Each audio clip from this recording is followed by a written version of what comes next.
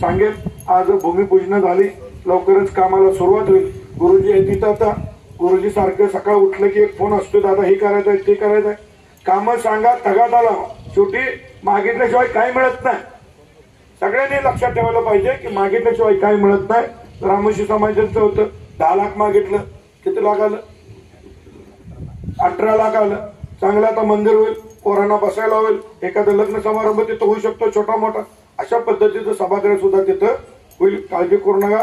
आता आपण खाली गणेश मंदिराच्या पुढलं पण सभा मंडप छत्रपती उदय महाराजांच्या बंडातनं त्या ठिकाणी मंजूर केलं. त्याला हिम्मत माने बापू यांनी सुद्धा प्रयत्न केला होता. मी म्हटलं होतं, मला म्हणले घ्या तुम्हीच उरकून. ठीक आहे म्हटलं, आता निघालोय तर करतो. पण हे सगळं लक्षात ठेवा, प्रत्येक जण गावासाठी काम करत असतो. फक्त आपण विचारानं चालूया आणि जी ताकद माझ्याकडे आहे ती तुमच्यामुळे आहे. तुम्ही नसला तर मी मोठा शून्य आहे ह्याची मला जाणीव आहे. एवढंच बोलतो आणि थांबतो. जय हिंद. निर्मिती झाली. माझ्या आपल्या गोरेगाव वांगीच्या नागरिकांना विनंती असेल, या परिवर्तन यात्रेच्या निमित्तानं गावामध्ये एखादं नेतृत्व तयार होत असताना खूप परिश्रमाने मेहनत करावी लागते. आपण आंब्याच्या झाडाला दगड मारतो. एखादं नेतृत्व मोठं होत असताना आपल्या सगळ्या नागरिकांची जबाबदारी आहे. या गावातल्या प्रत्येक कार्यकर्त्याची जबाबदारी आहे. आपल्या नेतृत्वाचे हात बळकट करण्याची आपली सगळ्यांची जबाबदारी आहे. ज्या वेळेला गाव पाठीशी असतं त्यावेळेला जिल्हा पाठीशी असतो. ज्या वेळेला गाव पाठीशी असतं त्यावेळेला अख्खा विधानसभा मतदारसंघ पाठीशी उभा राहतो. म्हणून खऱ्या अर्थानं परिवर्तन यात्रेच्या निमित्तानं आम्ही तुमच्यापर्यंत आलेलो आहे. आज या ठिकाणी जिल्ह्यातल्या देशातल्या सगळ्या शाळा, शासकीय शाळा त्या डेव्हलप करण्यासाठी आज मोठ्या निधीची या ठिकाणी उपलब्धता झाली. हे कुणी उपलब्ध करून दिला हे खऱ्या अर्थानं विचार करण्याची गरज आहे. तुमच्या गावातलं नेतृत्व नसतं तर तुम्ही इथं 2.25 कोटीचा निधी आणू शकला असता का, हाही विचार करण्याची गरज आहे. गावामध्ये जे विकास होतोय ते गावातलं नेतृत्व नसलं तर तो विकास होऊ शकतो का, हा विचार करण्याची गरज आहे. मित्र, या विधानसभा मतदारसंघामध्ये जे 25 वर्ष नेतृत्व करतात त्या व्यक्तीने गोरेगावमध्ये हे काम दिलं का, एक काम केलं का, हे खऱ्या अर्थानं तुम्हाला शोधण्याची गरज आहे. गोरेगावमध्ये सुद्धा त्यांनी बॅनर लावलेला आहे. त्या बॅनरवरचं नाव बघा, काम बघा आणि ते काम खरंच केलंय का हे सुद्धा चिंतनाचा विषय. तुमच्या गावातलं सामान्य नेतृत्व एका शेतकऱ्याचा पोरगा कुठल्या संविधानिक पदावर नाही, कुठल्याही शासकीय पदावर नाही, परंतु जवळपास 5-6 कोटीची कामं या 2-2.5 वर्षामध्ये एका गावामध्ये. विद्यमान नेतृत्वाने 25 वर्षामध्ये 10 लाख रुपये सुद्धा या गावाला दिले नसतील, परंतु धैर्यशील दादांच्या माध्यमातून जवळपास महायुतीच्या सरकारच्या माध्यमातून 5 कोटीचा निधी एका गावाला दिला. आणि त्यांच्या नेतृत्वामध्ये कराड उत्तर विधानसभा मतदारसंघामध्ये आम्ही सगळ्या कार्यकर्त्यांनी जवळपास 500 कोटीचा निधी आम्ही मित्र आणलेला आहे. 1-2 रुपयाने 500 कोटी रुपये असा झंझावत घेऊन, भारतीय जनता पार्टीचा महायुतीचा झंझावत घेऊन आम्ही प्रत्येक गावामध्ये जातोय. माझ्या नेतृत्व तुम्ही समोर बसलेल्या सगळ्या कार्यकर्त्यांनी जपलं पाहिजे. प्रत्येक नागरिकांना जपलं पाहिजे. घरोघरी जाऊन सांगा शेवटची संधी आपल्याला आहे. कारण इथलं नेतृत्व हे कुचकामी निकामी त्याला आता बदलण्याची वेळ आलेली आहे. म्हणून आम्ही परिवर्तन यात्रा काढलेली आहे. तुमच्या गावाचे मोठं होणारं झाड आहे, या झाडाची पूजा करा, या झाडाला मोठं करा, गावानं उचलून धरा. निश्चितपणे कराड उत्तर विधानसभा मतदारसंघ उचलून धरेल. एवढंच आजच्या परिवर्तन यात्रेच्या निमित्तानं सांगतो आणि माझे 2 शब्द संपवतो. जय हिंद, जय महाराष्ट्र. शकत नाही अजिबात. गावात आमचा टोकाचा कुणाचाच विरोध नाही.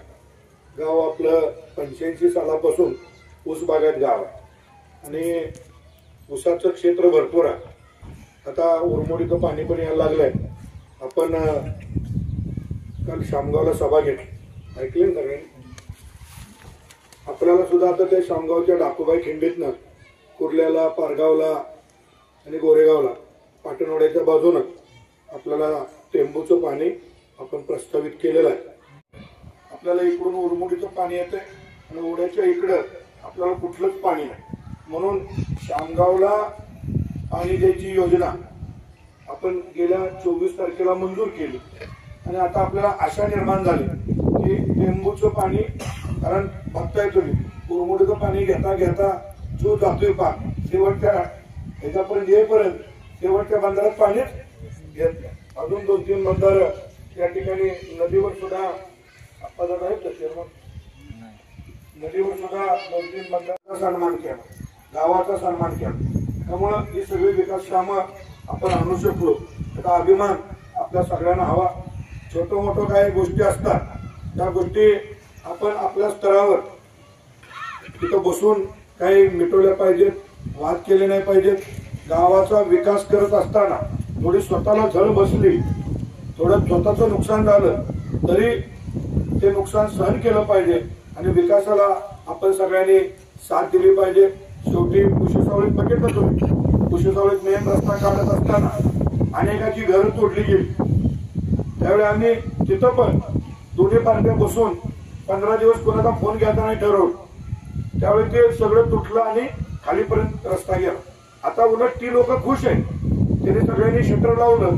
पहिलं ग्रामपंचायतच्या खाली बाजार नव्हता, आता पाक वड्यापर्यंतच्या शेवटच्या बुरड्याच्या घरापर्यंत त्या ठिकाणी प्रत्येकाने शटर लावलं आणि धंदा चालू झाला. गेल्या आठवड्यामध्ये आपल्या सगळ्यांचं थकीत लाईट बिल माफ केलं, सगळ्यांचं थकीत लाईट बिल माफ केलं. मला माहित आहे प्रत्येकाचा फोन येणार, डीपी जळालाय, डीपी बसवून घ्या, त्याच्यावर किती थकीत बिल होतं तुम्हाला सगळ्यांना माहिती. सगळं तुमचं थकीत बिल माफ केलेलं आहे. प्रत्येक घरामध्ये मोदींचं वर्षाला 6,000 रुपये.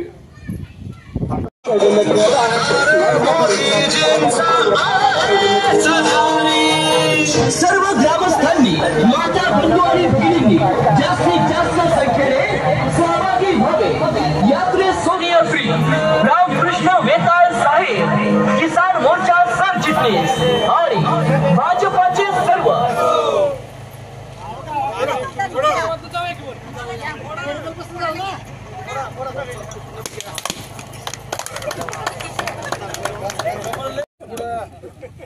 काँग्रेस आले, राष्ट्रवादी आले तर पैसे पण